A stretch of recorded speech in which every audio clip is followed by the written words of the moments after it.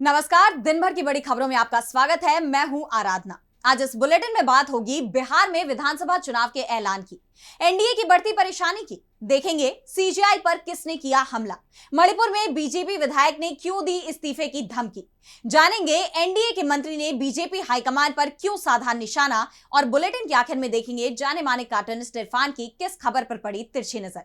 लेकिन दिन भर की तमाम बड़ी खबरों से पहले एक नजर आज की सुर्खियों पर।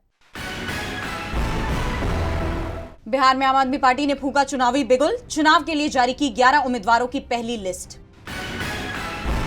मातोश्री पहुंचे मनसे चीफ राज ठाकरे, शिवसेना यूबीटी प्रमुख उद्धव ठाकरे से की मुलाकात, गठबंधन की अटकलें हुई तेज। ओडिशा के कटक में 36 घंटे का कर्फ्यू लागू, 60 पुलिस पलटन तैनात, दुर्गा पूजा विसर्जन के दौरान हुई थी हिंसा। और शेयर बाजार में तेजी, 582 अंकों की तेजी के साथ 81,790 पर बंद हुआ सेंसेक्स, तो 183 अंकों की तेजी के साथ 25,077 पर बंद हुआ निफ्टी। ये तो थी सुर्खियां। अब बात आज की सबसे बड़ी खबर की।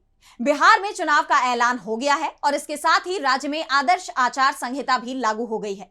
यानी अब सरकार किसी भी नए काम का ऐलान नहीं कर पाएगी। चुनाव का सभी दलों की तरफ से स्वागत किया गया है। तो कितने चरणों में होगा चुनाव और कब आएंगे नतीजे, देखिए इस रिपोर्ट में। बिहार में विधानसभा चुनाव का ऐलान हो गया है। दिल्ली में चुनाव की तारीखों का ऐलान करते हुए मुख्य चुनाव आयुक्त ज्ञानेश कुमार ने कहा कि बिहार में 2 चरणों में वोटिंग कराई जाएगी। पहले चरण में 6 नवंबर को 121 सीटों पर वोटिंग होगी, तो दूसरे चरण में 11 नवंबर को 122 सीटों पर मतदान कराया जाएगा। 14 नवंबर को सभी 243 सीटों पर सुबह 8 बजे से काउंटिंग होगी और शाम तक सभी सीटों के नतीजे भी आ जाएंगे। पहले फेज के लिए 10 अक्टूबर को नोटिफिकेशन जारी होगा, 17 अक्टूबर तक नॉमिनेशन हो सकेगा, 18 अक्टूबर को नामांकन की जांच होगी और 20 अक्टूबर तक नाम वापसी लिए जा सकेंगे। दूसरे फेज के लिए 13 अक्टूबर को नोटिफिकेशन जारी किया जाएगा, 20 अक्टूबर तक नॉमिनेशन किए जाएंगे, 21 अक्टूबर को नामांकन की जांच होगी और 23 अक्टूबर तक नाम वापस लिए जा सकेंगे।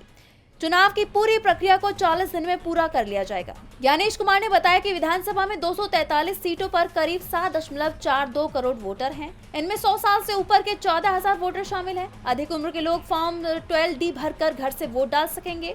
इसके साथ ही राज्य में 14 लाख लोग पहली बार वोट डालेंगे। चुनाव आयोग ने इस बार चुनाव में 17 बदलाव किए हैं। मतदाता बूथ तक मोबाइल ले जा सकेंगे। ईवीएम पर उम्मीदवारों की कलर फोटो होगी। उम्मीदवारों के नाम भी बड़े फॉन्टों में लिखे जाएंगे। चुनाव के ऐलान के बाद अब राज्य में आदर्श आचार संहिता भी लागू हो गई है। वैसे सवाल बिहार में 2 चरणों में चुनाव को लेकर भी उठ रहे हैं, क्योंकि बीजेपी को छोड़कर सभी दलों ने 1 चरण में मतदान की मांग की थी। सिर्फ बीजेपी ने ही 2 चरण में वोटिंग कराने की डिमांड की थी और चुनाव आयोग की तरफ से जो कार्यक्रम तय किया गया है वो भी बीजेपी की डिमांड से मैच कर रहा है। ऐसे में पहले से ही चुनाव आयोग पर जो सवाल उठते हैं कि बीजेपी के साथ उसकी मिलीभगत है, वो एक बार फिर से उठने लगे हैं। चुनाव का ऐलान हो चुका है, लेकिन चुनाव के ऐलान से पहले बिहार सरकार धड़ाधड़ योजनाओं के फीते काटने में जुटी रही। खुद नीतीश कुमार दिन भर बिजी रहे, चाहे महिलाओं के खाते में पैसे भेजने हो या फिर कई योजनाओं का फीता काटना। नीतीश सरकार बेहद सक्रिय दिखाई दी, क्योंकि 4 बजे तक का ही वक्त बचा था, जिसे लेकर अब तेजस्वी यादव ने तीखा तंज कसा है। देखिए ये रिपोर्ट। बिहार विधानसभा चुनाव की तारीखों के ऐलान से ठीक पहले मुख्यमंत्री नीतीश कुमार के 2 बड़े फैसलों पर अब विपक्ष हमलावर हो गया है। चुनाव आयोग की प्रेस कॉन्फ्रेंस से चंद घंटे पहले सीएम नीतीश कुमार ने एक तरफ राज्य की 21 लाख महिलाओं के बैंक अकाउंट्स में मुख्यमंत्री महिला रोजगार योजना के तहत 10-10 हजार रुपए ट्रांसफर किए, तो वहीं दूसरी तरफ पटना मेट्रो के पहले चरण का उद्घाटन कर उसमें सफर भी किया। आरजेडी नेता तेजस्वी यादव ने इन दोनों कदमों को सीधे तौर पर चुनावी दांव करार देते हुए एनडीए सरकार पर निशाना साधा है। उन्होंने आरोप लगाया कि चुनाव नजदीक आ गए हैं, इसलिए पटना में मेट्रो का उद्घाटन कराया गया। पटना मेट्रो का उद्घाटन किया गया है। पटना मेट्रो का उद्घाटन किया गया है। चुनाव होगा तो सब होता ही रहेगा। विपक्ष ने इसके साथ ही महिला लाभार्थियों के खातों में पैसे भेजने को भी रिश्वत करार दिया है। राजनीतिक जानकारों का मानना है कि एनडीए गठबंधन इस मौके को भुनाने की पूरी कोशिश में है। एक तरफ 2100 करोड़ रुपए की राशि सीधे 21 लाख महिलाओं के खाते में भेजकर महिला वोट बैंक को साधने की कोशिश की गई है। सरकार ने हर महिला को 10-10 हजार रुपए दिए हैं, तो वहीं पटना मेट्रो का उद्घाटन कर सरकार ने राजधानी की जनता को लुभाने का प्रयास किया है। कहा जा रहा है कि एनडीए सरकार को इस बार अपनी जीत मुश्किल दिख रही है, इसलिए उसने आचार संहिता लागू होने से पहले सरकारी खजाने का इस्तेमाल कर जनता को खुश करने की कोशिश की है। लेकिन विपक्ष ने उसके इस कदम की पोल खोल दी है। अब एनडीए को इस फैसले से कोई राजनीतिक फायदा इस चुनाव में मिल पाता है या नहीं, ये देखना होगा। चुनाव आयोग पर सवाल उठ रहे हैं कि वो नीतीश सरकार पर कोई एक्शन क्यों नहीं ले रहा है। तो सवाल सुप्रीम कोर्ट की सुरक्षा को लेकर भी उठ रहे हैं। सीजेआई बीआर गवई पर सुप्रीम कोर्ट के अंदर ही हमला हो गया। तो क्या हुआ सुप्रीम कोर्ट में जिससे मच गया बवाल? जानने के लिए देखिए ये रिपोर्ट। सुप्रीम कोर्ट में सीजेआई बीआर गवई पर जूता फेंके जाने की कोशिश का मामला सामने आया, जिसे लेकर बवाल खड़ा हो गया है। 6 अक्टूबर को एक सुनवाई के दौरान एक वकील ने सीजेआई गवई की तरफ जूता उछालने की कोशिश की। सुरक्षा कर्मियों ने फौरन उसे दबोच लिया। कोर्टरूम से बाहर ले जाते वक्त वकील ने नारा लगाया, सनातन का अपमान नहीं सहेगा हिंदुस्तान। वकील की पहचान राकेश किशोर कुमार के तौर पर हुई है। बताया जा रहा है कि ये वकील सीजेआई गवई के एक पुराने बयान से नाराज था, जिसमें सीजेआई ने भगवान विष्णु की खंडित मूर्ति की पुनर्स्थापना की याचिका खारिज करते हुए कहा था कि जाओ और भगवान से खुद करने को कहो। वकील के बर्ताव पर सीजेआई गवई शांत नजर आए। उन्होंने कहा कि मैं परेशान नहीं हूं, इन चीजों से मुझे फर्क नहीं पड़ता। इसके बाद उन्होंने अदालत में मौजूद वकीलों से कहा कि वो अपनी बहस जारी रखें। इस घटना के बाद सुप्रीम कोर्ट के वकीलों के सबसे बड़े संगठन स्काउरा यानी supreme court advocates on record association ने कड़ा रुख अपनाया है। एक बयान जारी करते हुए वकीलों के संगठन ने कहा कि ये वकीलों के लिए अशोभनीय आचरण है और न्यायपालिका की नींव पर हमला है।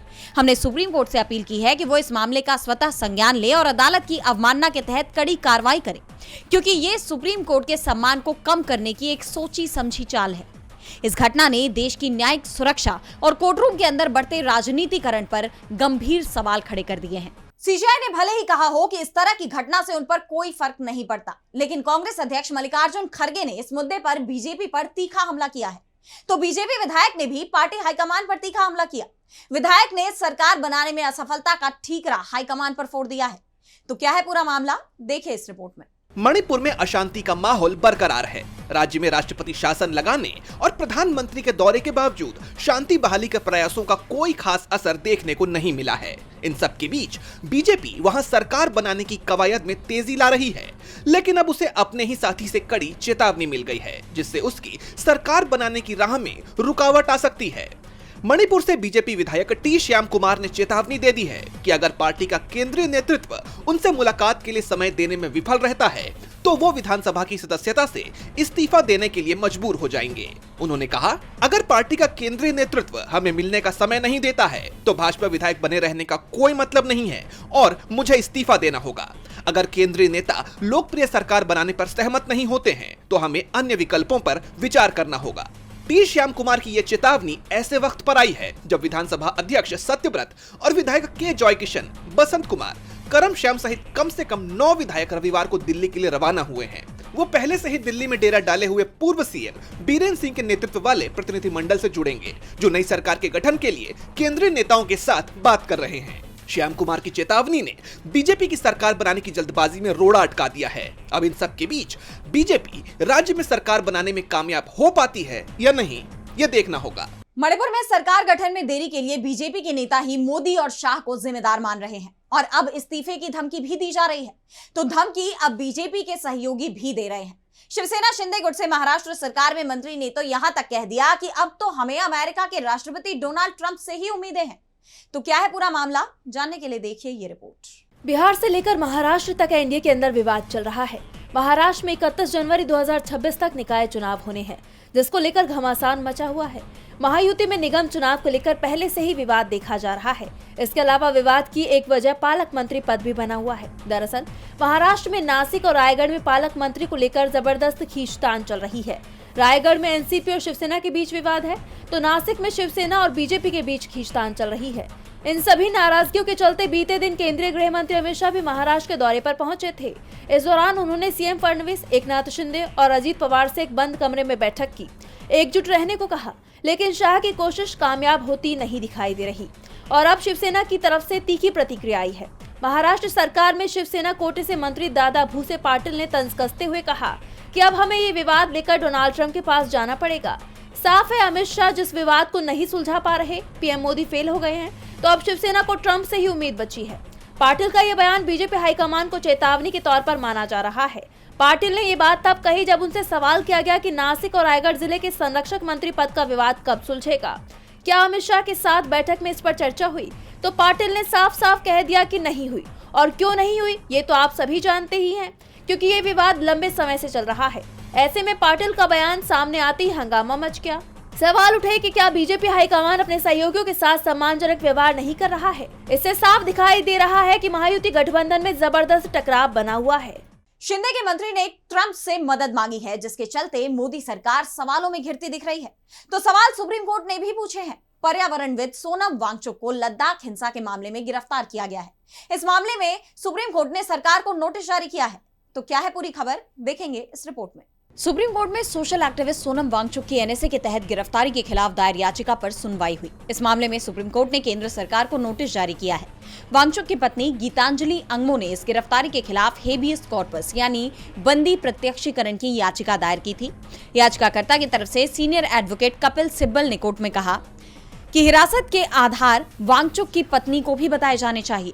वहीं केंद्र सरकार की तरफ से पेश हुए solicitor general SG Tushar Mehta ने जवाब दिया कि हिरासत के आधार सोनम वांगचुक को दे दिए गए हैं, लेकिन कानूनी रूप से पत्नी को ये आधार बताना जरूरी नहीं है। जब सिब्बल ने हिरासत के आधार पत्नी को दिए जाने के लिए एक अंतरिम आदेश की मांग की, तो जस्टिस कुमार ने कहा कि इस स्तर पर हम कुछ नहीं कहेंगे, लेकिन पत्नी को आधार देने में क्या रुकावट है। एसजी मेहता ने अपनी बात दोहराई कि पत्नी को आधार देना कानूनी रूप से अनिवार्य नहीं है। याचिकाकर्ता यानी पत्नी आधार न मिलने के मुद्दे को उठाकर एक नया कानूनी दांव खेलने की कोशिश कर रही हैं। इस पर सिब्बल ने साफ किया कि हम केवल इसलिए आधार मांग रहे हैं ताकि हिरासत के आदेश को चुनौती दी जा सके, न कि इसलिए कि आधार न देने को ही चुनौती का कारण बनाया जाए। इस पर एसजी मेहता ने संभावना तलाशने की सहमति दी कि क्या हिरासत के आधार पत्नी को दिए जा सकते हैं या नहीं। इस दौरान सिब्बल ने सोनम वांगचुक को मेडिकल सहायता दिए जाने का भी आग्रह किया। इसके बाद उन्होंने मांग की कि पत्नी को सोनम वांगचुक से मिलने की इजाजत दी जाए। जैसा कि आप जानते हैं कि वांगचुक की पत्नी गीतांजलि अंगमो ने आर्टिकल 32 के तहत ये बंदी प्रत्यक्षीकरण याचिका दायर की है, जिसमें उनके पति सोनम वांगचुक को तुरंत रिहा करने की मांग की गई है। वांगचुक फिलहाल जोधपुर जेल में बंद है। याचिका में आरोप लगाया गया है कि उनकी हिरासत अवैध है और ये अनुच्छेद 22 का उल्लंघन है, क्योंकि वांगचुक या उनकी पत्नी को गिरफ्तारी का कोई आधार नहीं बताया गया है। जस्टिस अरविंद कुमार और जस्टिस एनवी अंजानिया की बेंच ने मामले की सुनवाई के लिए अगली तारीख 14 अक्टूबर यानी मंगलवार तय की है। अब 14 अक्टूबर को सुप्रीम कोर्ट में क्या सुनवाई होती है, क्या सोनम वांगचुक को रिहाई मिलेगी या ये इंतजार और बढ़ेगा, ये देखना होगा। वांगचुक की जल्दी रिहाई की उम्मीद जताई जा रही है, तो फ्रांस में लगातार झटके लग रहे हैं। फ्रांस में एक साल के अंदर 4 बार प्रधानमंत्री बदल चुके हैं और इस बार तो सिर्फ 26 दिन ही सरकार चल पाई। तो क्यों फ्रांस के प्रधानमंत्री ने दिया इस्तीफा, देखें इस रिपोर्ट में। फ्रांस में एक बार फिर सरकार गिर गई है। फ्रांस के प्रधानमंत्री सेबेस्टियन लेकॉर्नू ने अपने पद से इस्तीफा दे दिया है और राष्ट्रपति इमैनुअल मैक्रों ने लेकॉर्नू का इस्तीफा मंजूर भी कर लिया है। फ्रांसीसी राष्ट्रपति कार्यालय ने इस बात की जानकारी दी। पीएम लेकॉर्नू का ये इस्तीफा ऐसे वक्त में आया है जब सुबह ही उन्होंने अपनी सरकार का विस्तार किया है। उन्होंने नए मंत्रिमंडल की घोषणा के कुछ ही घंटों बाद और पीएम बनने के 1 महीने से भी कम समय के अंदर इस्तीफा दे दिया। लेकॉर्नू 9 सितंबर को फ्रांसवा बायरू की जगह 1 साल में फ्रांस के चौथे प्रधानमंत्री बने थे। वहीं पद छोड़ने के बाद अपने पहले सार्वजनिक संबोधन में उन्होंने राजनीतिक दलों की पक्षपातपूर्ण नीति को अपने इस्तीफे के लिए जिम्मेदार ठहराया, जिसके बाद दक्षिणपंथी नेशनल रैली ने राष्ट्रपति इमैनुअल मैक्रों से नेशनल असेंबली को भंग करने की मांग कर दी। पार्टी ने कहा कि मैक्रों को अब चुनना होगा, पार्टी भंग करना है या इस्तीफा देना होगा। नेशनल रैली की नेता ली पेन ने कहा कि देश में बहुत जल्दी विधायी चुनाव बहुत जरूरी है। इसके अलावा अति दक्षिणपंथी पार्टी फ्रांस अनबोर्ड ने भी मैक्रों के जाने की मांग की है। ऐसे में राष्ट्रपति मैक्रों के सामने बहुत बड़ी चुनौतियां खड़ी हो गई हैं। पहले से ही कई फैसलों को लेकर मैक्रों की सरकार विपक्ष के निशाने पर रही है। हाल ही में सरकार के बजट प्रस्ताव के खिलाफ सैकड़ों लोग सड़कों पर उतरकर प्रदर्शन भी कर रहे थे। उनके कार्यकाल में 3 असफल सरकारें गिर चुकी है और अब चौथे पीएम ने भी इस्तीफा दे दिया है। ऐसे में फ्रांस की सियासत अब किस नए मोड़ पर जाती है, ये देखना होगा। और बुलेटिन के आखिर में देखेंगे जाने माने कार्टूनिस्ट इरफान की किस खबर पर पड़ी तिरछी नजर।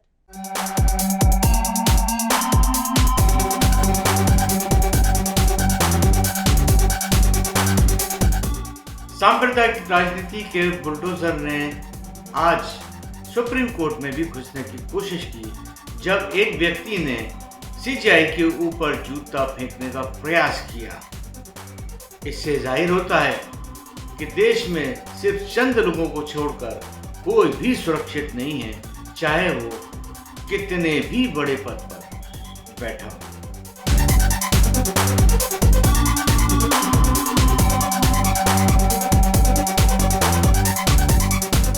बहुत बहुत बहुत शुक्रिया इरफान जी। तो आज इस बुलेटिन में इतना ही। आप देखते रहिए डीवी लाइव। नमस्कार।